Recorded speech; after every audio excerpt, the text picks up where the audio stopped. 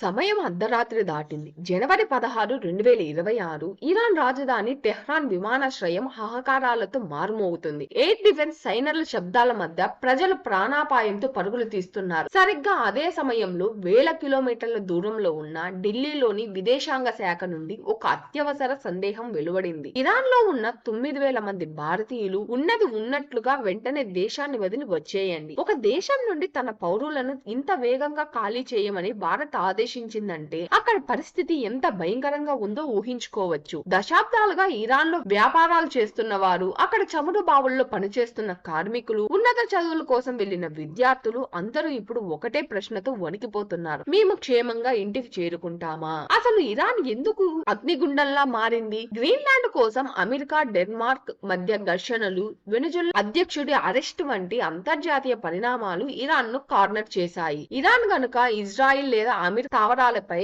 దాడులు చేస్తే ప్రపంచ యుద్ధం మొదలైనట్టే. అందుకే భారత ప్రభుత్వం రిస్క్ తీసుకోదలుచుకోలేదు. 9,000 మంది భారతీయులను తీసుకురావడానికి రంగంలో దిగుతున్న ఆపరేషన్ ఏమిటి? భారత వాయుసేన విమానాలు టెహ్రాన్ గగనతలంలోకి ప్రవేశించగలవా? ఇది కేవలం ఒక హెచ్చరిక కాదు, ఒక మహాయుద్ధానికి ముందస్తు సంకేతం. 75 ఏళ్ల సుదీర్ఘ స్నేహబంధం ఉన్న ఇరాన్ వంటి దేశం నుండి భారత్ ఇంత వేగంగా ఎందుకు తప్పుకుంటుంది? ఎందుకంటే అక్కడ జరుగుతున్నది కేవలం చిన్నపాటి అల్లర్లు కాదు, అది 2026 మారణ హోమం. ఇరాన్ వీధుల్లో రక్తం ఏరులై పారుతుంటే, లోపల ప్రజలు తిరుగుబాటు చేస్తుంటే, బయట నుండి అగ్రరాజ్యాలు ఈ అగ్నికి ఆజ్యం పోస్తున్నాయి. ఈ వీడియోలో ప్రస్తావించిన అంశాలు అంతర్జాతీయ మీడియా నివేదికలు, నిపుణుల విశ్లేషణలు మరియు అందుబాటులో ఉన్న సమాచారంపై ఆధారపడి రూపొందించబడ్డాయి. ఏ విప్లవమైన ఆకలి నుండి పుడుతుంది. డిసెంబర్ 2025 చివరిలో ఇరాన్ కరెన్సీ రియల్ విలువ చరిత్రలో ఎన్నడూ లేని విధంగా అట్టడుగుకు పడిపోయింది. ఒక అమెరికన్ డాలర్ విలువ అక్షరాల 14 లక్షల రియాల్. ఈ అంకె వినడానికి ఆశ్చర్యంగా ఉన్నా అక్కడ సామాన్యుడికి ఇది ఒక పీడకల. ఒక సాదాసీదా రొట్టె ముక్కను కొనాలన్నా సంచుల కొద్ది నోట్లను తీసుకువెళ్లాల్సిన దుస్థితి. అప్పుడే మొదలైంది అసలైన ఆగ్రహం. టెహ్రాన్ బజార్ల నుండి చిన్నగా మొదలైన ఈ నిరసనలు కేవలం వారాల వ్యవధిలోనే దావాగ్నిలా ఇరాన్ లోని 31 ప్రావిన్సులకు పాకాయి. ఒకప్పుడు తమ నాయకుల కోసం ప్రాణాలు ఇస్తున్న వారే ఇప్పుడు అదే నాయకుల ఫోటోలను వీధుల్లో తగలబెడుతున్నారు. ఇది కేవలం ఆర్థిక సంక్షోభం కాదు, ఇరాన్ ఉనికికే ప్రమాదం. జనం వీధుల్లోకి వస్తుంటే ప్రభుత్వం ఇంటర్నెట్ ను నిలిపివేసి సైన్యాన్ని ప్రయోగించింది. కానీ ఆకలితో ఉన్న వ్యక్తికి మరణం కంటే ఆకలి చావే భయంకరంగా కనిపిస్తుంది. అందుకే తూటాలకు ఎదురెళ్లి మరి నిరసనకారులు పోరాడుతున్నారు. అక్కడ నివసిస్తున్న 9,000 మంది భారతీయులు ఈ మారణ హోమాన్ని కల్లారా చూస్తున్నారు. తిండి దొరక్క బయటకు వెళ్లే పరిస్థితి లేక స్వదేశం నుండి వచ్చే పిలుపు కోసం వారు గడియారాలు చూస్తూ ఎదురు చూస్తున్నారు. ప్రపంచానికి అక్కడ జరుగుతున్న మారణ హోమం తెలియకూడదని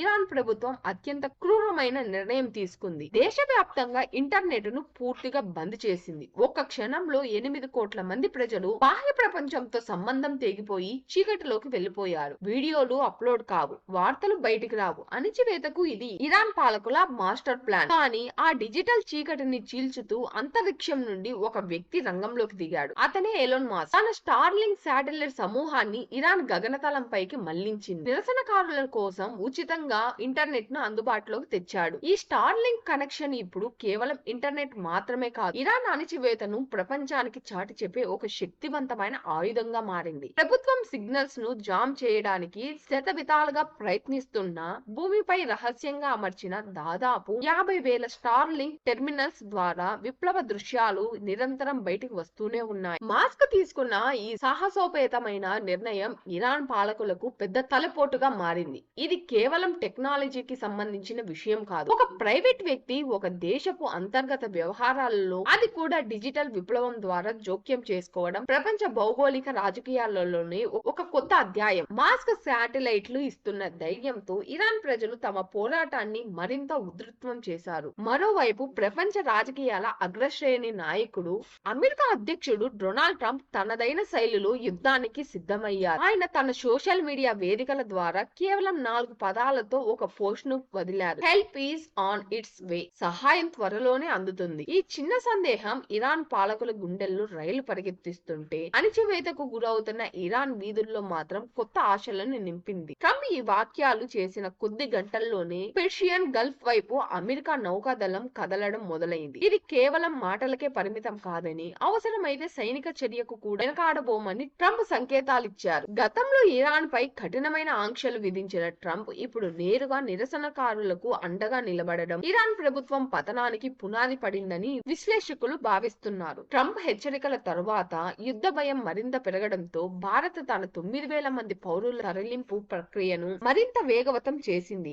అమెరికా కనుక దాడులు మొదలు పెడితే ఇరాన్ గగనతలం పూర్తిగా మూతపడుతుంది. అప్పుడు మన వాళ్లను తీసుకురావడం అసాధ్యం. అందుకే యుద్ధం మొదలవక ముందే, బాంబుల వర్షం కురవక ముందే భారతీయులను సురక్షితంగా రప్పించాలని ఢిల్లీ సర్కార్ నిరంతరం శ్రమిస్తుంది. జనవరి 13న డొనాల్డ్ ట్రంప్ వైట్ హౌస్ నుండి ఒక సంచలన నిర్ణయాన్ని ప్రకటించారు. ఇది బాంబుల కంటే శక్తివంతమైన ఆర్థిక దాడి. ఇరాన్ తో ఏ రూపంలోనైనా వ్యాపారం చేసే దేశం అమెరికాకు ఎగుమతి చేసే వస్తువులపైన 25% అదనపు పన్ను కట్టాలి అని ఆయన గర్జించారు. ఈ ఒక్క ప్రకటనతో భారత్, చైనా వంటి దేశాలపై తీవ్రమైన ఒత్తిడి పెరిగింది. అమెరికాతో వ్యాపారం కావాలా లేక సంక్షోభంలో ఉన్న ఇరాన్ స్నేహం కావాలా అనే కఠినమైన ప్రశ్నను ట్రంప్ ప్రపంచం ముందు ఉంచారు. కేవలం ఆర్థిక ఆంక్షతోనే ట్రంప్ ఆగలేదు. మా సైన్యం సిద్ధంగా ఉంది, మేము లోడ్ అయ్యాము అంటూ ఇరాన్ పై నేరుగా సైనిక చర్యకు సిద్ధమని ఆయన హెచ్చరించారు. అమెరికా యుద్ధ నౌకలు పెర్షియన్ గల్ఫ్ లో మొమరించడం చూసి ఇరాన్ ప్రభుత్వం బెంబేలెత్తిపోయింది. అగ్రరాజ్యం నుండి వచ్చిన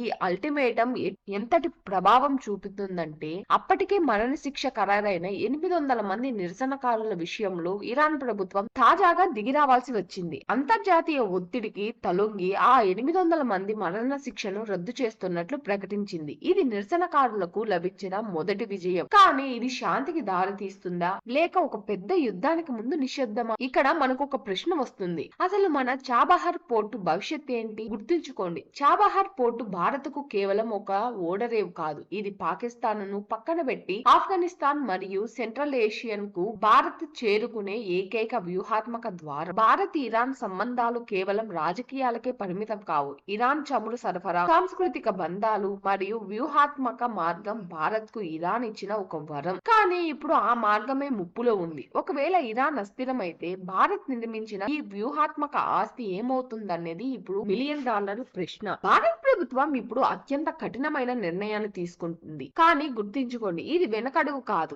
ఇది మహాయుద్ధం చెలరేగే లోపు భారత్ తీసుకున్న అత్యంత జాగ్రత్త నిర్ణయం. ఎందుకంటే ఒకవేళ ఇరాన్ గనక కూలితే ఆ ప్రభావం కేవలం మధ్య ప్రాచ్యంతో ఆగదు. ప్రపంచ వ్యాప్తంగా చమురు ధరలు మండిపోతాయి. ప్రపంచ యుద్ధ సమీకరణలు తలకిందలవుతాయి. ఈ గందరగోళంలో మన ప్రజల ప్రాణాలను కాపాడుకుంటూనే దేశ వ్యూహాత్మక ప్రయోజనాలను ఎలా కాపాడుకోవాలన్నది ఇప్పుడు భారత్ ముందున్న అతి పెద్ద సవాలు. మిత్రధర్మాన్ని పాటించాలా లేక దేశ శ్రేయస్సు కోసం కఠినంగా వ్యవహరించాలా? భారత్ ప్రభుత్వం ముందు ఇప్పుడు 2 ప్రధాన సవాళ్లు ఉన్నాయి. ఒకటి, అమెరికా విధించిన ఆ 25% టారిఫ్ ఆంక్షల నుండి మన ఆర్థిక వ్యవస్థను కాపాడుకోవడం. 2, ఇరాన్ అస్థిరతలో చిక్కుకున్న మన 9,000 మంది పౌరులను క్షేమంగా రప్పించడం. అందుకే ఏ మాత్రం రిస్క్ తీసుకోకుండా భారత్ తన పౌరుల కోసం ఆపరేషన్ సేఫ్ హోమ్ తరహాలో అత్యంత వేగంగా తరలింపు ప్రక్రియను మొదలుపెట్టింది. మన విమానాలు టెహ్రాన్ ఆకాశంలో ఎగురుతుంటే అది ప్రతి భారతీయుడికి ఒక భరోసా. ఇరాన్ ఇప్పుడు ఒక అగ్నిపర్వతం పైన నిలబడి ఉంది. అటు మాస్క్ ఇంటర్నెట్ యుద్ధం,